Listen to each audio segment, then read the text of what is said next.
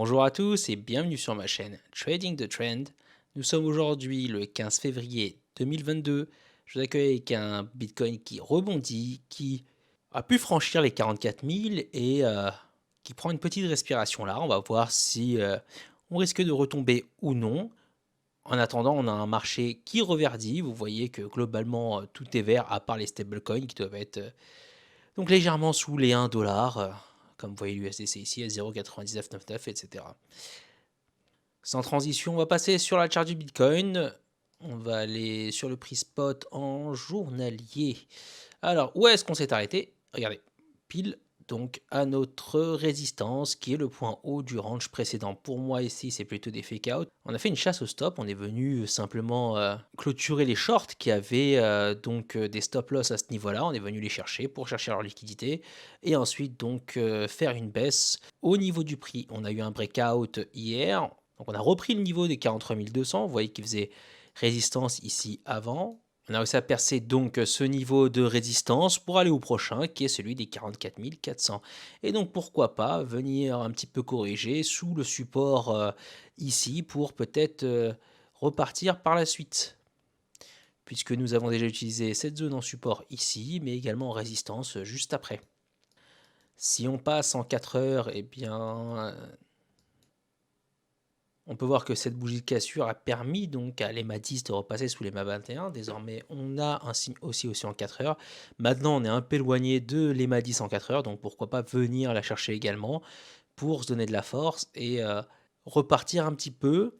Et en même temps, ça permet de décharger les longues qui sont arrivées un peu tard, c'est-à-dire sur ces bougies-là, avec du levier, puisque on peut voir que au niveau du marché dérivé, c'est déjà reparti un petit peu et je pense qu'à ce niveau-là, on a eu et des longues et des shorts. Les shorts, on est venu les sortir juste à la résistance et les longues, souvent le grand public, on achète les résistances et on vend les supports alors qu'idéalement, il faudrait faire l'inverse. Et donc là, je pense qu'il y a eu des achats tardifs qui se sont créés.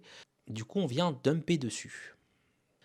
Et le scénario qu'on avait envisagé donc la semaine dernière, en se reposant sur les MA10, a joué donc pleinement. On est venu chercher les MA10 plutôt que l'inverse. Je ne savais pas lequel allait se passer en premier. Finalement, c'est le prix qui est venu à l'EMA10 pour finalement rebondir dessus. Autrement dit, sur l'analyse d'hier, rien ne change concernant par exemple le niveau des 38,2 qui représente le niveau de Fibonacci sur l'ensemble du mouvement, c'est-à-dire de 69 000 environ jusqu'à 32 000.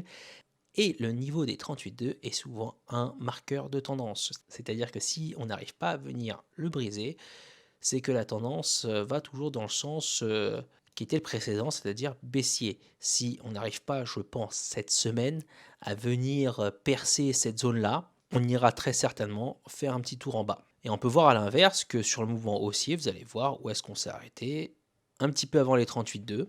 Et ce qui a fait support, c'est plutôt là, vous voyez, la zone des 23,6 qui a été obtenue également par le bas de cette bougie-là précédemment. C'est pour ça qu'on a une ligne de tendance là qui est en plus doublée par un niveau de Fibonacci. Donc pas mal de confiance pour ce niveau de support qui a tenu. Maintenant, on voit que, bien sûr, ce niveau de résistance en haut du rang joue encore pleinement. Par ailleurs, aussi en weekly, on a l'EMA 10, cette fois-ci en weekly, qui vient jouer résistance. Vous voyez que le prix vient de se stabiliser juste en dessous. Il serait intéressant donc d'aller chercher au-dessus, et puis si on arrive à s'établir au-dessus, de tirer l'EMA 10, et puis éventuellement vraiment de croiser au niveau du weekly, et ça c'est un signal très très très fort d'achat. Puisque la dernière fois qu'on a eu un signal acheteur, c'était ici donc à 40 000 dollars environ, et on est parti jusque 69 000 dollars. Et malgré cette baisse-là, durant l'automne, on n'est pas venu refaire un croisement. On est venu ici se reposer sur les MA 21 plus ou moins pour renvoyer les prix vers le haut. Et là, ce croisement-là, vous l'avez depuis donc le dump de mars 2020 où il y avait un certain rhume qui alors a fait peur le monde entier, y compris donc l'Europe. Ce qui a défait d'ailleurs ce pump-là, puisqu'on a eu un croisement qui a été de très courte durée, mais en général, c'est plus long. Vous le voyez là, on a eu également un pump de qualité. Si je viens mesurer simplement du point de croisement jusque donc au plus haut, on a eu un pump de 171%. Donc c'est pas insignifiant. Ah oui, une chose aussi à noter, on a eu un nouveau gap CME encore hier soir en semaine et il n'est pas exclu qu'on vienne le combler par la suite. Donc il était là aux alentours de 42 000 quand on est venu vraiment casser à la hausse au niveau du range précédent. On va dessiner d'ailleurs ce gap là comme on l'a fait pour les précédents. Le gap CME, je le rappelle, c'est le marché professionnel de Chicago où nous avons des contrats à terme par rapport au Bitcoin. Donc ça permet au marché professionnel de s'exposer au Bitcoin sans en acheter. On avait un gap là donc vers les 41 000, on avait et précédemment un autre à 41 000 plus petit qui n'a jamais été comblé. Vous voyez bien qu'il y a un trou ici et quand on est repassé au-dessus, on a ignoré également cette zone de prix là. Donc ça crée un plus gros gap. Maintenant, à nouveau un. Pourquoi pas? Peut-être que le prix va que partir en flèche et on ne va pas revenir chercher ces gaps, même si la tendance était plutôt à l'inverse sur les derniers 18 mois, voire un peu plus depuis en gros l'été 2020. Je vais faire réapparaître mes moyennes mobiles et on va aller en 2 jours. Sur le CME, c'est plutôt positif puisqu'on évolue au-dessus de l'EMA 21, ce qui va faire tirer donc les mâts rouges plus haut et donc à terme, si on arrive à maintenir des prix au-dessus, grosso modo, de 43 700, eh bien on aura des moyennes mobiles exponentielles qui vont s'approcher, pourquoi pas donner un signal acheteur également en 2 jours. Mais c'est surtout sur le spot que c'est intéressant puisque la bougie de 2 jours ferme dans 6 heures, donc ce soir en même temps que la bougie journalière, et on peut voir que ce croisement-là est très proche. Si on arrive à maintenir des prix intéressants au-dessus, disons, des 43 000, eh bien on aura une bonne chance sans doute de franchir l'EMA 21 avec l'EMA 10. Il faudra surveiller ça, mais on voit déjà que tous les timeframes ont basculé jusqu'au daily.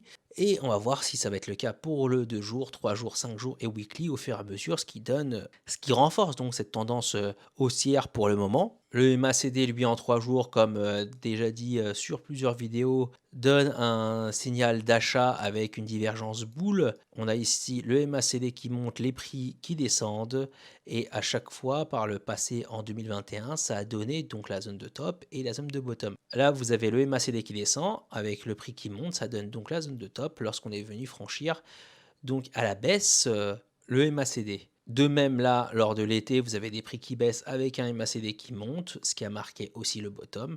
Là, il faut espérer, en tout cas pour les bulls, qu'on est dans la même configuration, avec un MACD qui monte et des prix qui n'ont fait que descendre.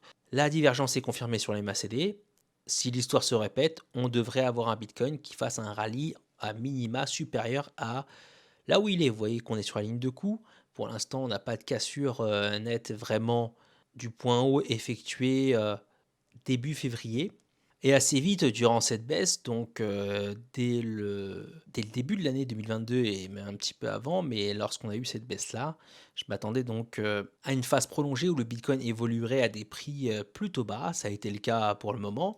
On a réussi à réintégrer le dessus de cette box pour le moment. On va voir si on arrive à la tenir. On va passer en weekly pour que vous voyez un petit peu mieux. Cette box-là, c'est un peu le juge de paix.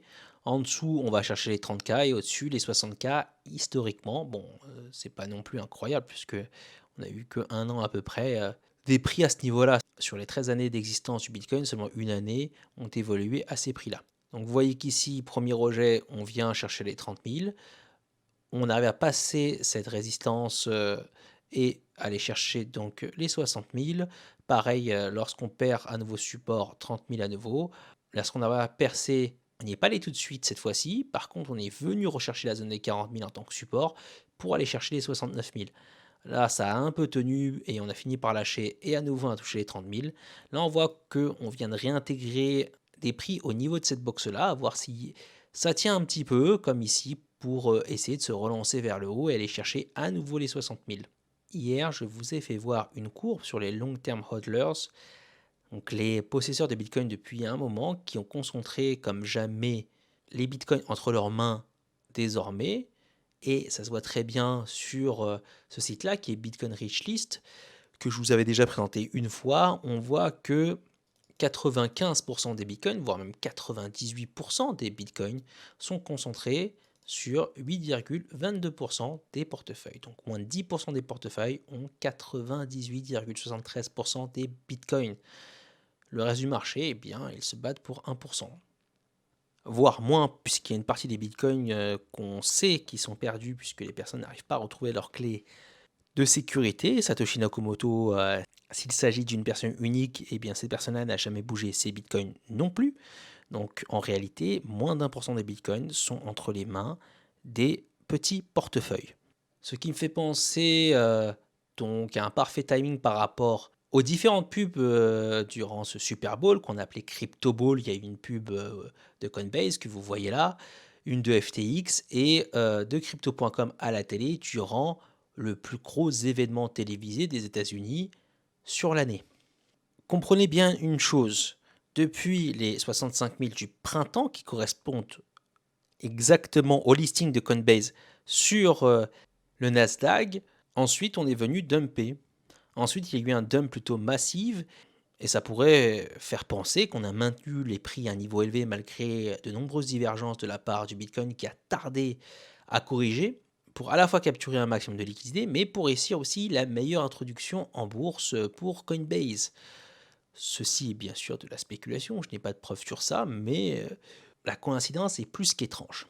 Maintenant qu'on a fait fuir tous ces retails et qu'on vient d'accumuler donc un maximum de Bitcoin entre les grosses mains, qu'est-ce qu'on chercherait à faire maintenant a priori? Est-ce qu'il ne faudrait pas attirer à nouveau le grand public sur les cryptos, parce que c'est un sujet qui est désormais assez peu discuté par rapport au printemps 2021, afin que ceux-ci viennent, mettent leur liquidité et qu'ils se fassent simplement dumper dessus. Alors bien sûr pas tout de suite, il faudra un peu de temps puisque la dernière phase ascendante de 10 000 à 65 000 dollars, ça a pris quand même quelques mois. Je ne dis pas qu'on va y aller, je ne sais pas si on va faire un nouvel ATH, simplement le timing est plutôt étrange. On va aller sur Google Trend et je vais taper Bitcoin. On va aller dans le monde entier et on va chercher sur les 2 dernières années. Donc là, vous avez la courbe de recherche, du volume de recherche du mot Bitcoin sur Google. Et on peut voir qu'il y a 2 pics. Le premier, c'est lorsque Elon Musk a annoncé qu'il avait pris du Bitcoin, ça fait parler tout le monde. Le deuxième, c'est le pic du printemps. Et ça correspond exactement à la semaine du gros dump. Vous pouvez voir, la plus grosse bougie rouge, c'était le 19 mai. Je m'en souviens encore parfaitement. Et là, vous voyez que c'est la semaine du 16-22 mai. Pic de recherche égale pic de dump. Depuis, tous les retails se sont barrés. Malgré un nouvel ATH l'hiver, ça s'est fait dans le quasi-anonymat complet avec des volumes faméliques.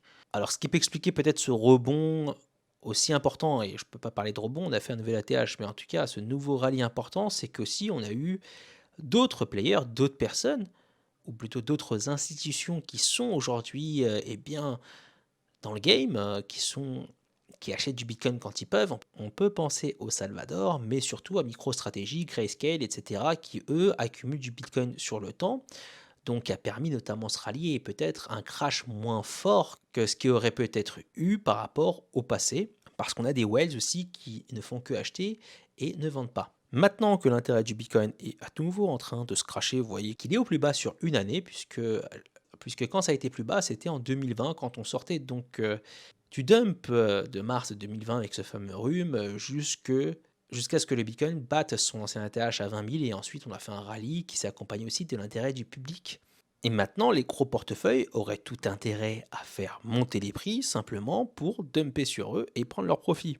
Ce qui pourrait jouer en faveur des bulls à moyen terme, sur une partie de l'année 2022, pourquoi pas. J'envisage à minima au moins un dead cat bounce digne de ce nom entre guillemets, c'est-à-dire qui irait vers les 50-55 000, plutôt 55 000. Pour l'instant, on en est encore loin, même si vous vous référez à mes vidéos précédentes où j'étudie notamment les timeframes 5 jours et weekly, on a des signaux acheteurs déjà qui se manifestent, alors pas aussi importants que par exemple le croisement de mes EMA, mais qui font penser à croire que on a envie d'aller au nord et donc à terme bien entendu distribuer. Voilà, c'est tout pour cette vidéo sur l'analyse Bitcoin du jour. J'espère avoir le temps de vous faire une petite vidéo surprise également aujourd'hui, mais on verra si ça part aujourd'hui ou demain. Sur ce, je vous souhaite une bonne soirée et bon trade à tous.